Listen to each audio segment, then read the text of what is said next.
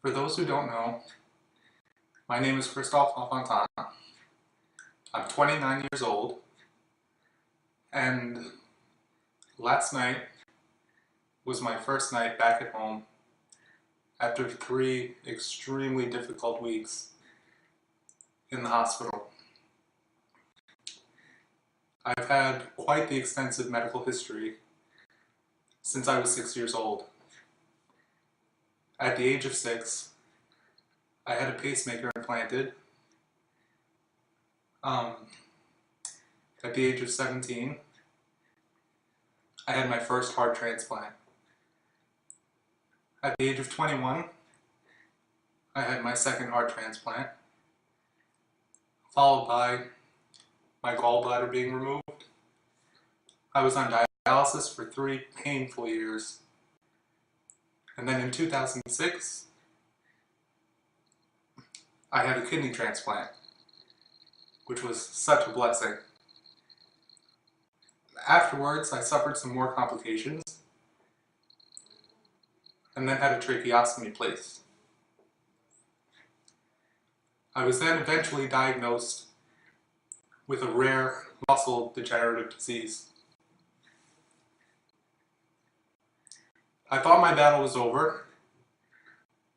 I was ready to start a clean slate, start over.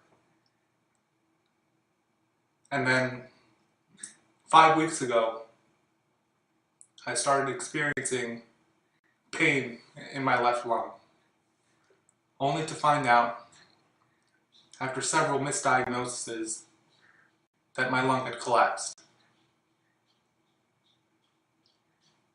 This news was really hard for me to take, as I had been through so much in my life already, and I didn't know how much more my body could take.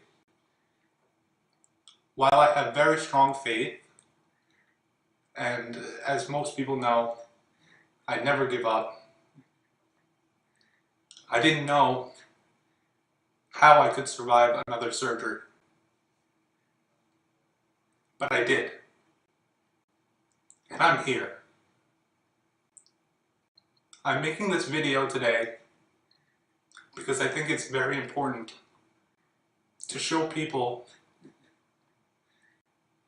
that no matter what, no matter how hard things get, we can survive.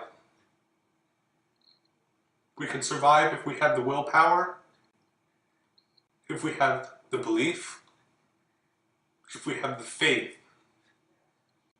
and most importantly, the support of loving family and incredible friends.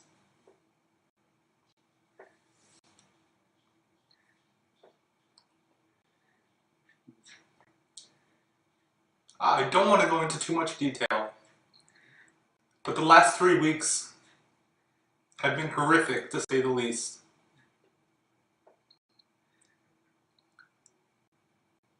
Days, nights, in agony, in pain, being stuck several times in the arm for IVs and needle pricks, heparin injections 3 times a day, x-rays, CAT scans. I had 2 chest tubes placed in my left ribs, one that ran along my back and one ran along the front of my chest.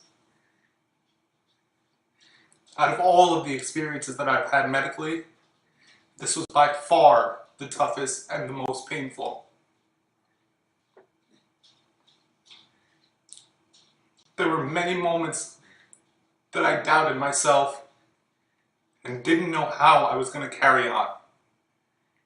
But as I said before, I did it, and I'm here today.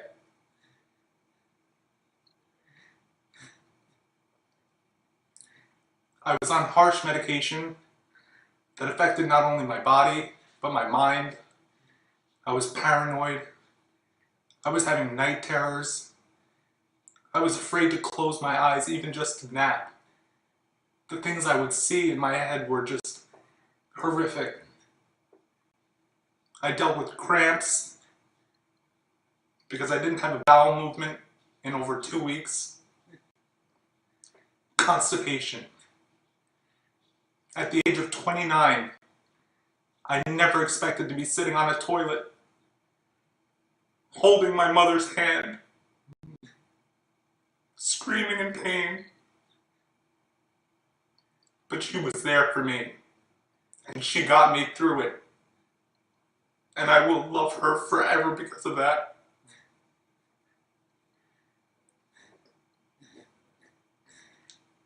I decided to open myself up and make myself vulnerable and share my story on social networks. And within minutes, the outpouring of love and support that I received was phenomenal. All of you out there, whether it be through a text message, through a Facebook post, or just liking one of my statuses or pictures, you gave me the strength to carry on. I spent many nights on my phone, checking these things, fighting sleep, just to gain more support and energy from all of you. Friends came by to stop, take time out of their busy lives to be with me, to show me how much they cared.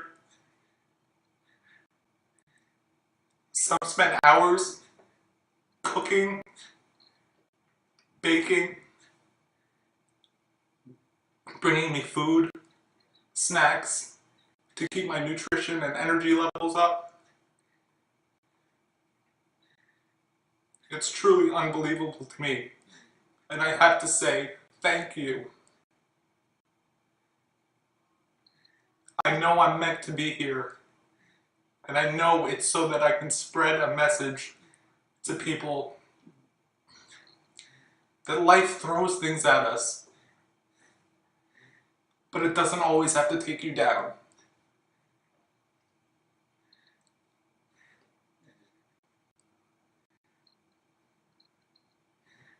No matter the obstacle that comes at you, you can overcome it. And don't take life for granted. Don't take your relationships for granted. There are people that weren't even with me here physically, but I felt their love across the ocean, across the state. I felt their power, and it motivated me to keep going. Thank you. Thank you to my friends. Thank you to my family.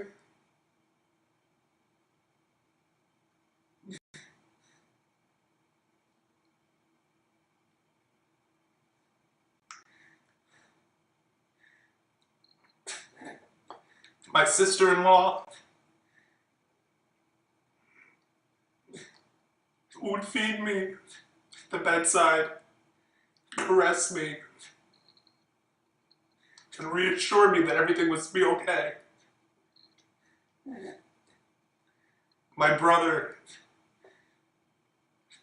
all of my brothers, would give me the confidence and hold my hand and tell me, Chris, you can do this. My parents, my mother and father, who have never ever given up on me, and so I vowed that I would not give up on them.